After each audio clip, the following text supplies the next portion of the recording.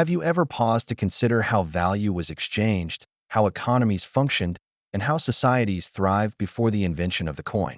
We often take our standardized currency for granted, but for millennia, the world operated on a different, equally fascinating monetary system. Join us on an educational journey to uncover the foundational role of gold and silver in ancient commerce. Today, when we think of money, images of neatly minted coins or crisp banknotes immediately come to mind. Yet, this modern convenience is a relatively recent innovation in human history. For thousands of years, long before the first coin was ever struck, gold and silver were already serving as the bedrock of global trade and economic stability. Understanding this ancient period is crucial for students of history, economics, and anyone curious about the origins of our financial systems. It reveals that the concept of money predates government-issued currency, emerging from fundamental human needs for exchange. This era highlights how societies developed sophisticated economic practices without the centralized authority we often associate with money today. Long before the advent of coinage, early societies faced a significant challenge: how to facilitate trade beyond simple barter. Bartering, while direct, proved incredibly inefficient as communities grew and specialized. Imagine trying to trade a bushel of wheat for a specific tool, requiring a double coincidence of wants. Merchants, farmers, and artisans needed a universally accepted medium of exchange. This medium had to represent value consistently, even when the goods and services being traded were vastly different. Gold and silver, with their inherent properties, naturally stepped into this critical role, not as official currency, but as a trusted measure of wealth.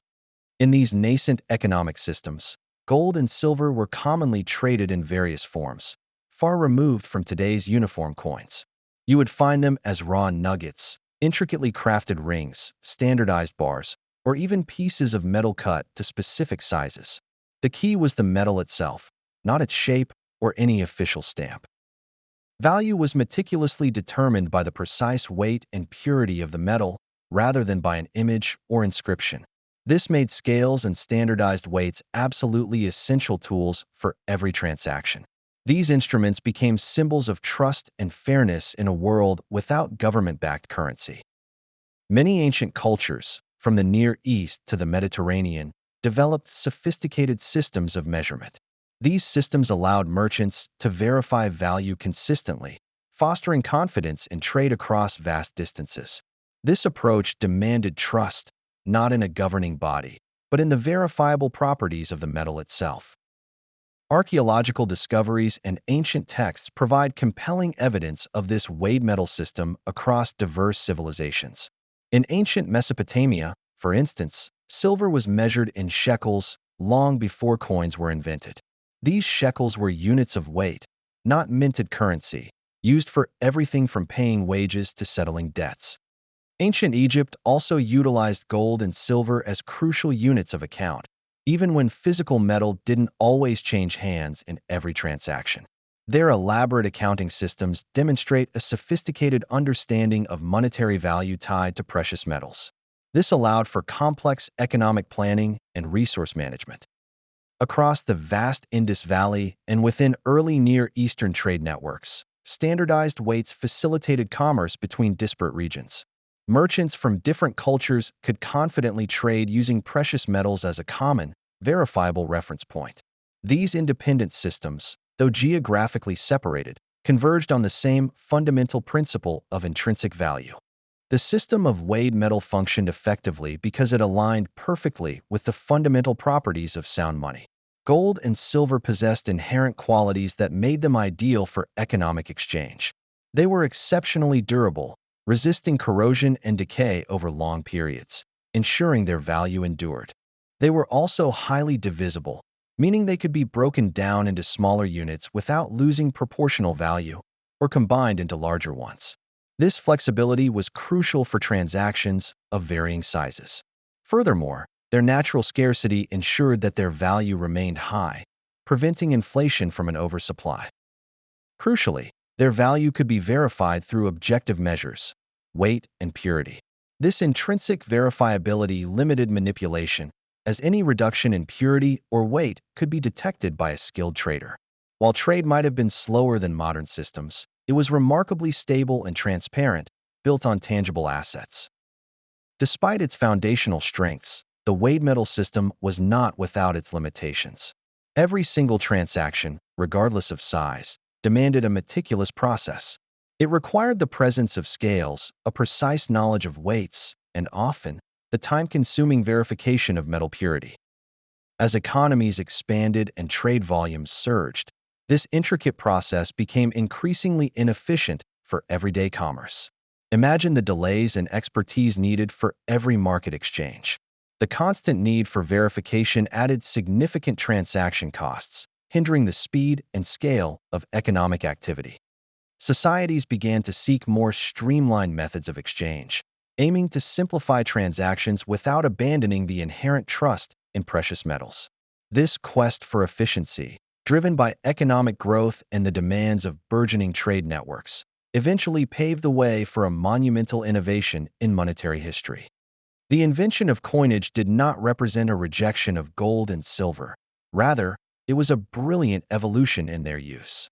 Coins standardized precious metals, transforming them from raw commodities into easily recognizable and verifiable units of value. This innovation dramatically reduced the need to weigh and test metal in every single transaction. By stamping metal into uniform pieces with guaranteed weight and purity, societies made trade faster, more convenient, and significantly more efficient. This allowed for an unprecedented acceleration of commerce, facilitating larger and more complex economic interactions.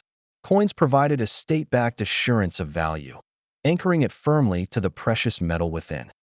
Importantly, the emergence of coins was a direct response to the pressures of economic growth and the need for greater transactional fluidity. It was not a departure from metal-based money, but a sophisticated refinement that leveraged state authority to enhance its utility. This marked a pivotal moment in the development of global economic systems. Before the ringing of the first coin, gold and silver functioned as money because people placed their trust in verifiable weight and purity, not in abstract authority. This profound historical period reminds us that the concept of money originates not with governments, but with the fundamental human need for efficient exchange and a reliable store of value.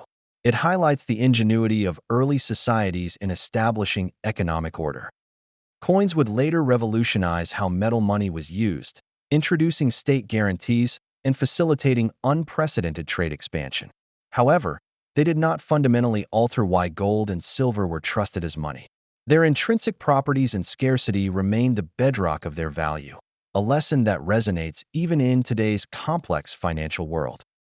In our next exploration, we will delve into the fascinating story of when and why coins were invented, examining how this standardization transformed trade, governance, and the very fabric of civilizations across the ancient world.